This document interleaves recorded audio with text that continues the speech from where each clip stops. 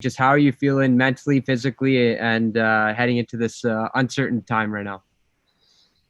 Yeah, obviously, like you said, kind of a different time for everyone, I think, in the whole world. So it's been an interesting few months, but obviously excited to be back with the group here, and always tough to leave family, especially if there's some uncertainty on when I'm going to see them again. But saying that, it's always nice to be back around your teammates.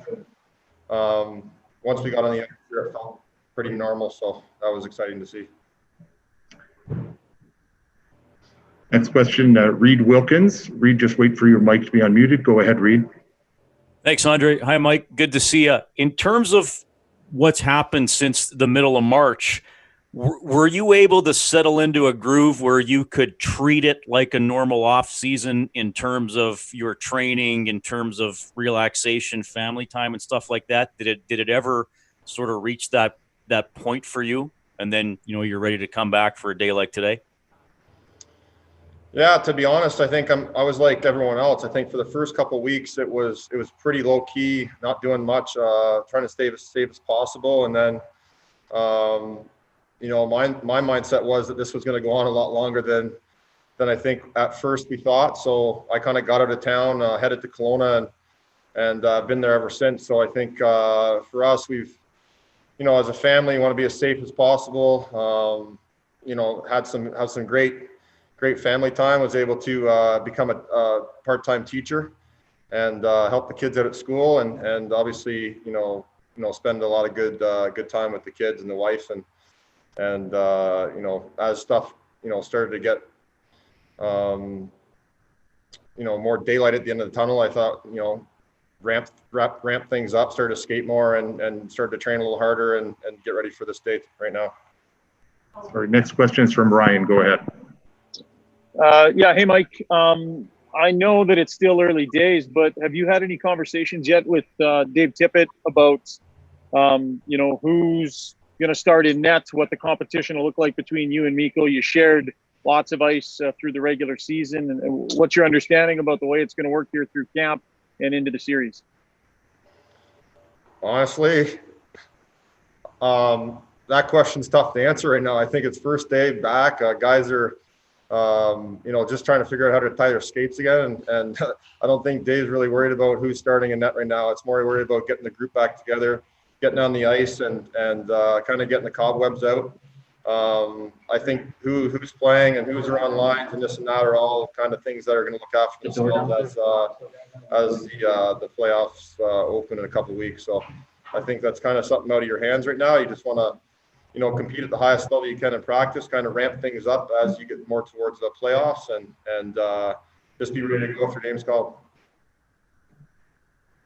Next question, Rob Tichkowski.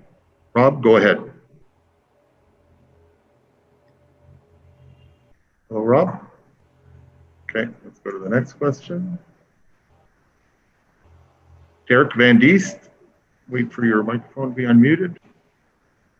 Go ahead, Derek. Mike, how you doing? All right, how you doing, Mike? Just want to ask you about the best of 5 series. I know back growing up, they used to have the best of 5 series. We used to watch them, and you have to get into that series right away. Can you just give me your thoughts on having this best of 5 play-in series and how you can't really ease your way into the series and you have to start right from game 1?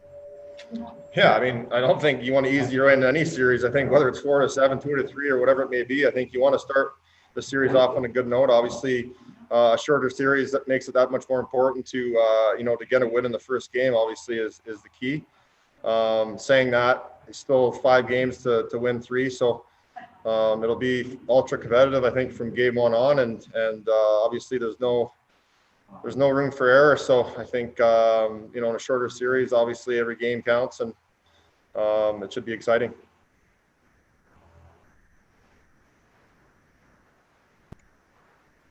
Okay, next question will be from Rob Tichkowski. We'll try that again. Rob, check your microphone.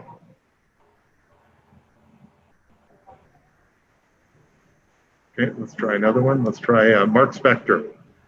Mark, check your microphone as soon as it's active. Go ahead, Mark, and we'll try you again after, Rob. Mike, you're a guy who, your kids are always down at the rink, right? I see them after every game running around.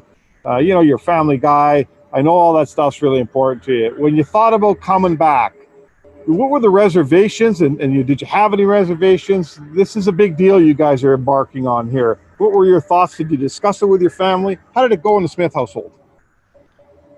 Yeah, that's a good question. I think, I think there's 1,000 thoughts that go through guys' minds, especially when it comes to leaving their family and some uncertainty as to the health and safety aspect of it, being in the bubble and stuff like that. A lot of questions that kind of got unanswered or got muffled a little bit. So obviously it was a big decision for me, being a big family guy and having kids that kind of understand what's going on right now. I had some pretty upset kids when I had told them I was going to Edmonton and they were staying back. So that was a hard choice and hard decision. And I think the uncertainty of not knowing, when you're going to see them again is probably the hardest thing. And